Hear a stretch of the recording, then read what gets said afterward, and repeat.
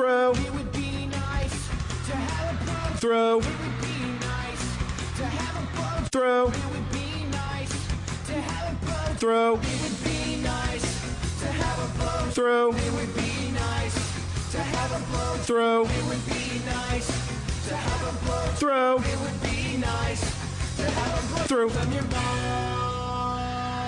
The happy hour is on the air.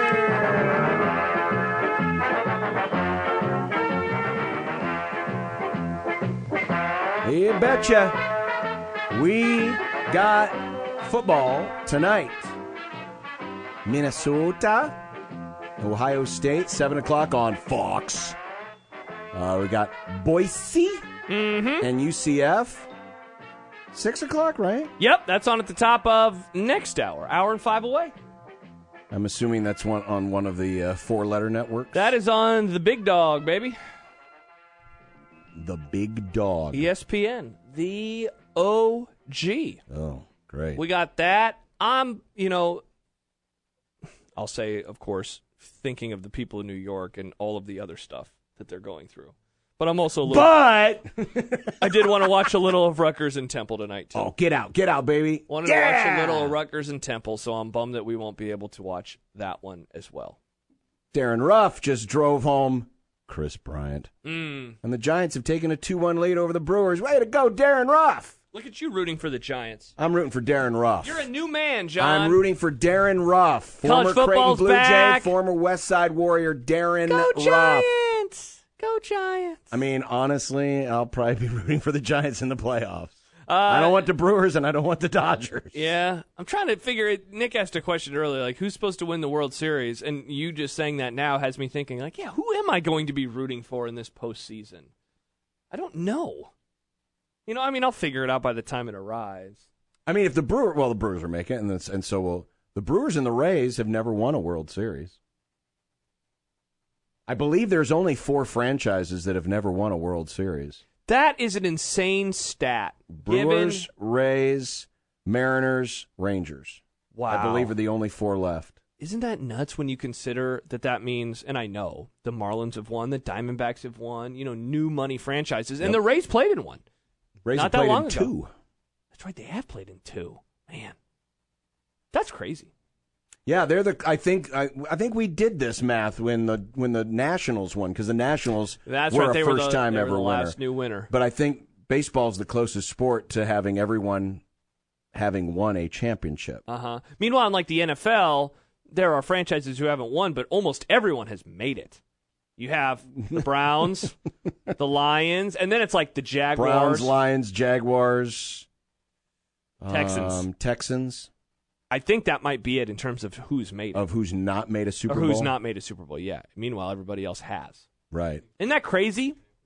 But baseball, and I know it's been around for so long, so in theory, it should give, all these franchises the chance to win it. But just how we talked about baseball in the 90s and 2000s, the early 2000s, of you can only win if you spend money. Mm-hmm. You would think, as I was coming of age watching baseball, you would think, the Yankees and Red Sox and Dodgers are going to win every World Series for the rest of time, and that just hasn't been the case. There was something written, I think it was 1 week ago. I think it was 1 week ago by Tom Chattel. Yes, it was. Referring to the Illinois game, saying, I'm hearing from some experts that a loss will mean the beginning of the end of the season. On August 28th, with 11 games left, is the program that fragile? Not if Frost has built anything of substance.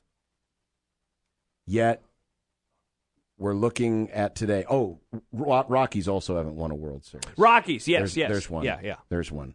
But not if Frost has built anything of substance. Yet the talk this week has been predictably. I'm not hearing a lot of pushback.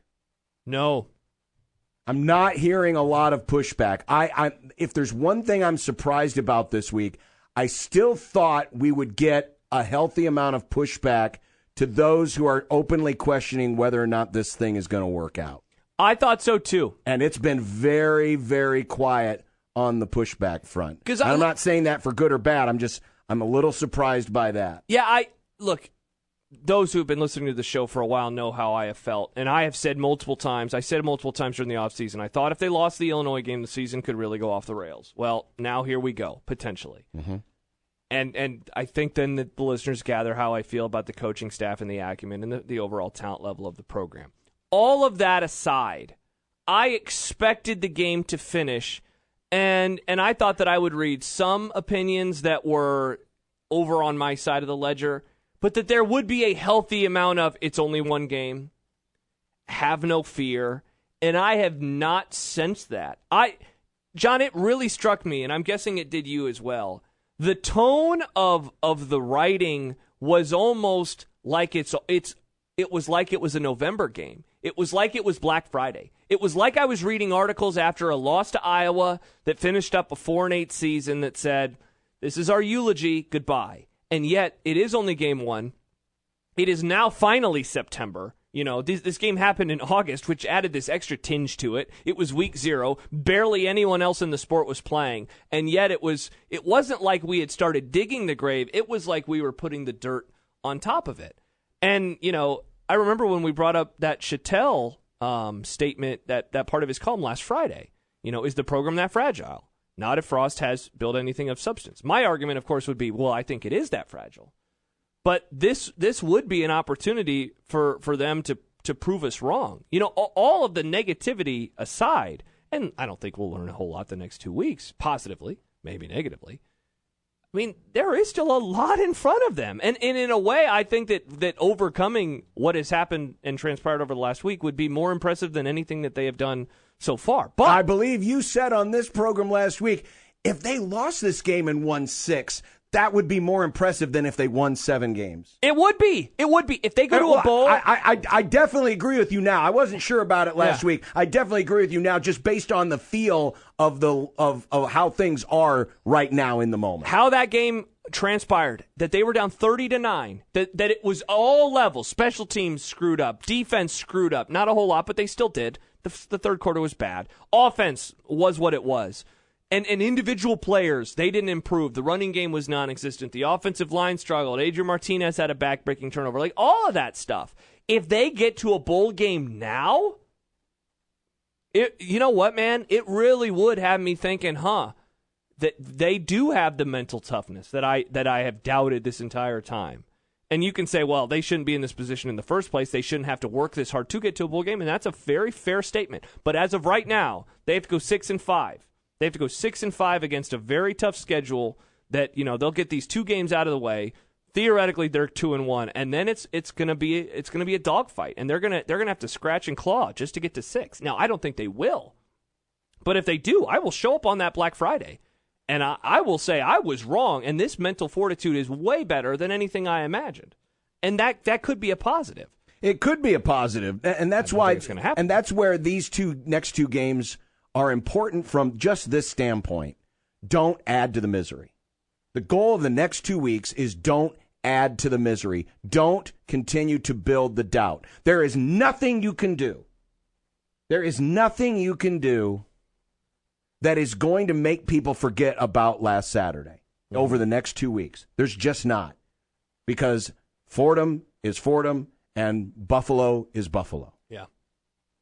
All you can do is just, A, work on yourself, get better amongst yourself, and don't give people more reason to doubt. And then the next opportunity you have to show us growth, it's not a great, it ain't great.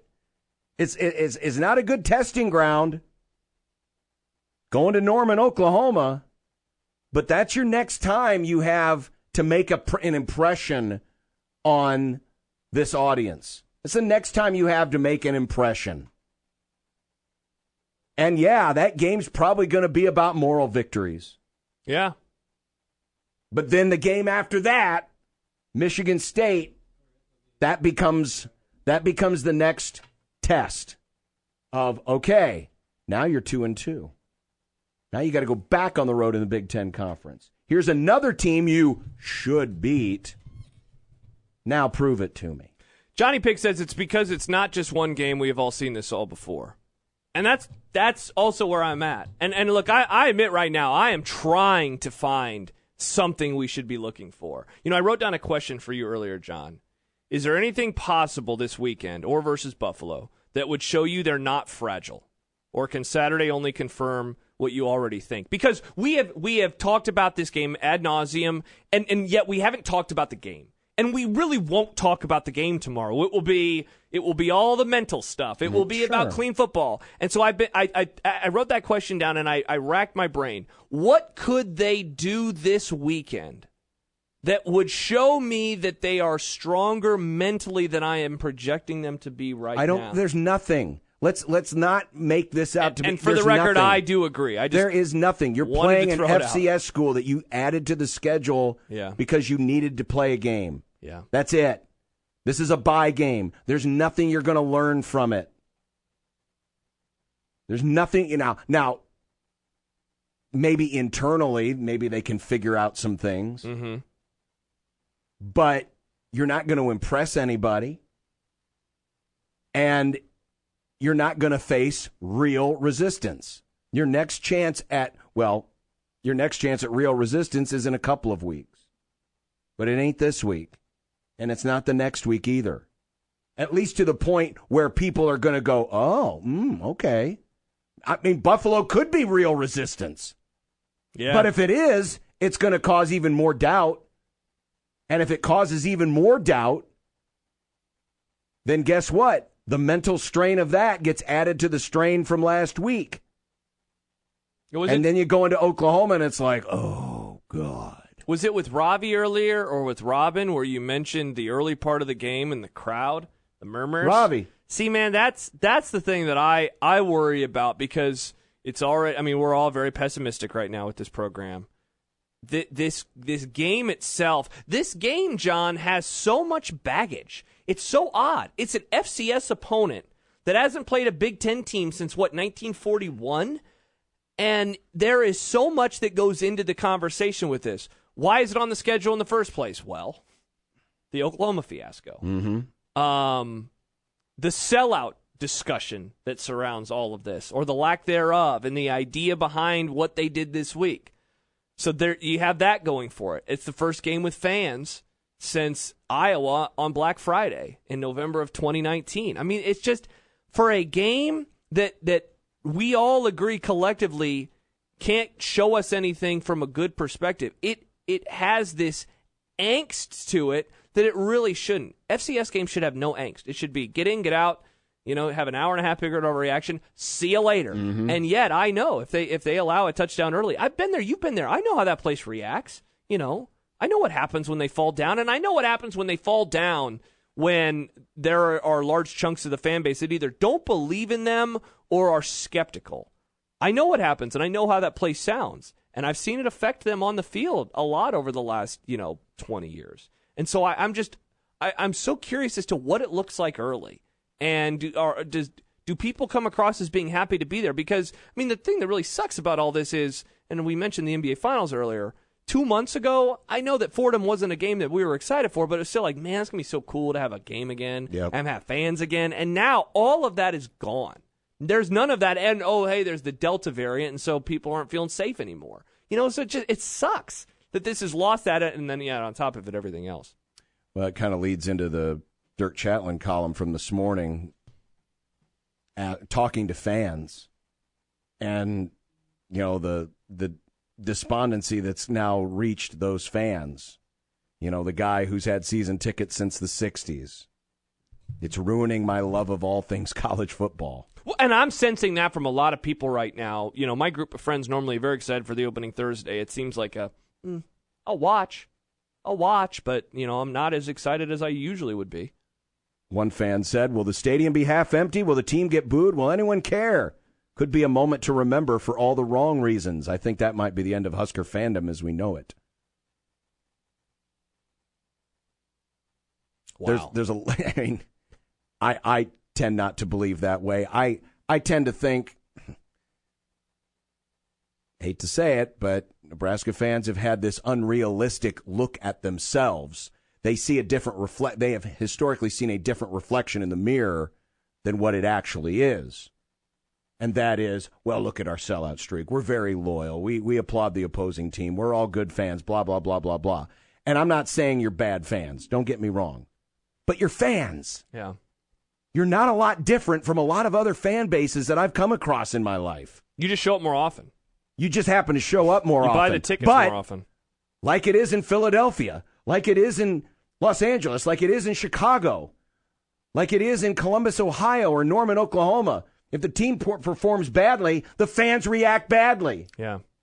It's just this fan base went through so much good for so long, there wasn't a lot of examples of fans, quote-unquote, acting badly. Well, no, Nebraska fans are fans. And this is not unusual, folks.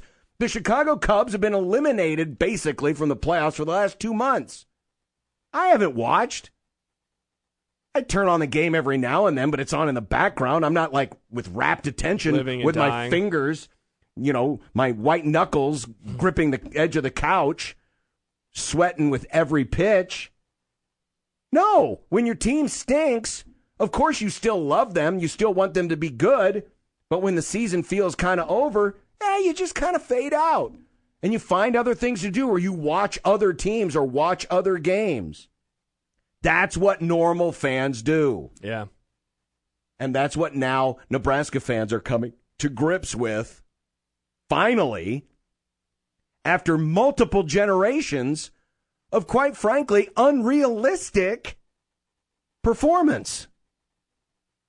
It was unrealistic for 50 years to win nothing but 9 games and be in the conversation for a national championship virtually every season starting the year, and in most years, you were still in the conversation in November.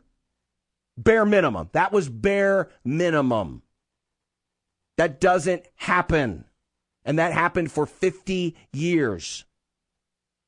And now it's not happening at all, and people are, I don't know what to do. You know what it sounds like? You know what to do? You be a fan. You sound like you're describing someone going through a midlife crisis. Is what it is. Yeah. And you know what? Guess what, Josh? A lot of the people that grew up with all of that success are people my age. Yeah. Midlife crisis. Yeah. That's what it is. Yeah, Clint says, last Saturday I had a vibe change. Everything shifted to anger, which reminds me of Riley's last year. I too have noticed the change. I too have noticed people are kind of coming to grips with a lot, and it's all happening at the exact same time, whether it's the sellout streak, which has been, quote-unquote, controlled by the fans. It's the head coach that everyone wanted to work out, not just for the program's sake, but for his own sake, for Scott Frost's sake. Him struggling. And I mean, look, one of the things that I do think is good to do is to just go, read a large swath of opinions of actual Husker fans.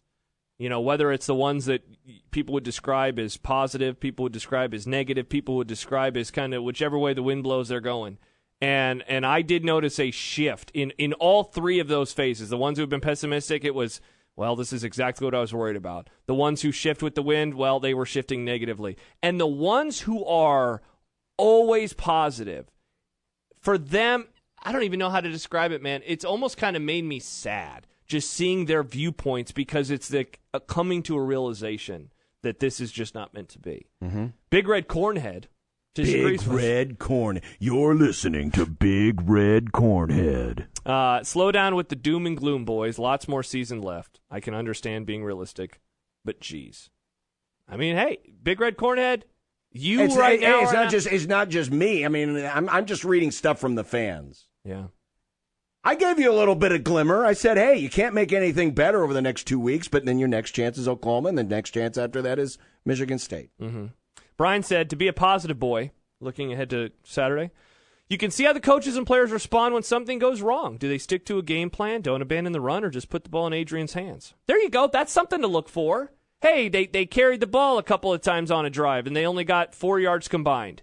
Do they keep going with the running backs? That's really what I want to see, is just give the ball to the running backs over and over and over and over and over and over and over. Do it. Run the ball. Don't put it in Martinez's hands. I know what he can do. Everyone knows what he can do. The coaches know what he can do. You know what he can do. Nick knows what he can do. The listeners know. For good and for ill, they know what he can do. I don't know what Marquise Stepp can do. I don't care if this is Fordham. I don't know what he can do as a player. I don't know what any of the other running backs can do. I don't know what the offensive line can do. I guess that would be a thing. There we go. That's something I'm looking forward to. Run the ball.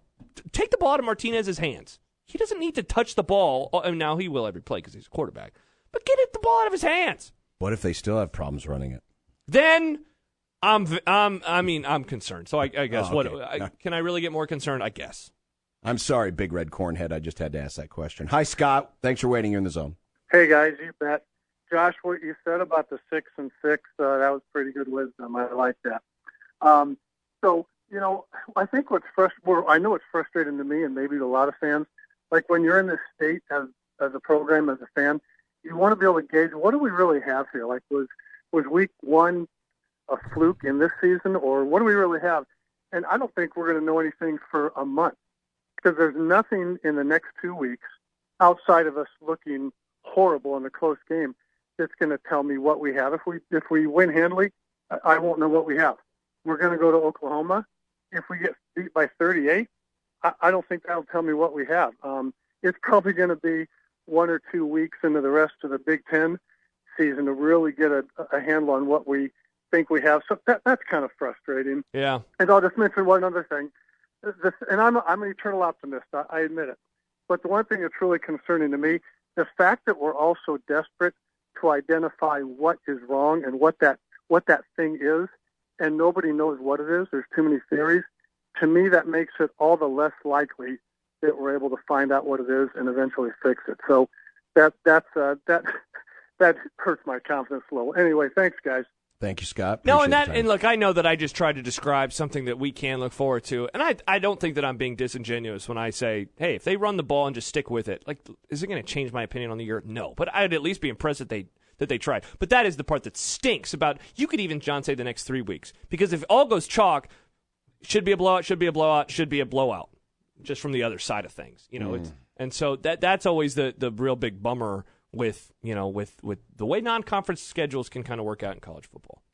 Am I a bad person as someone who has to watch these games so that we can talk about them here on the radio, that the thing I'm most interested is not the game, but just the fans? And the stadium and how it looks? That doesn't make you a bad person. That is the most interesting thing about this game by far. It's everything surrounding it, Yeah. It's everything surrounding it. Last week was about the nuts and bolts. This is about everything else because that's going to tell the story. Look, if we agree, if all of us collectively can agree that administrators in this program have made decisions based on either fan apathy or the fear of fan apathy, then I don't know why we shouldn't be paying attention to number of butts in the seats.